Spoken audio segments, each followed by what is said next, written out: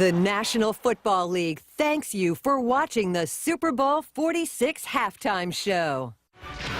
This has been a presentation of... There are some unkind comments on Twitter about that halftime show. Yeah, there are more unkind comments about my jumper on Twitter than there are about Madonna. But Madonna wouldn't be caught dead in that jumper. Yeah.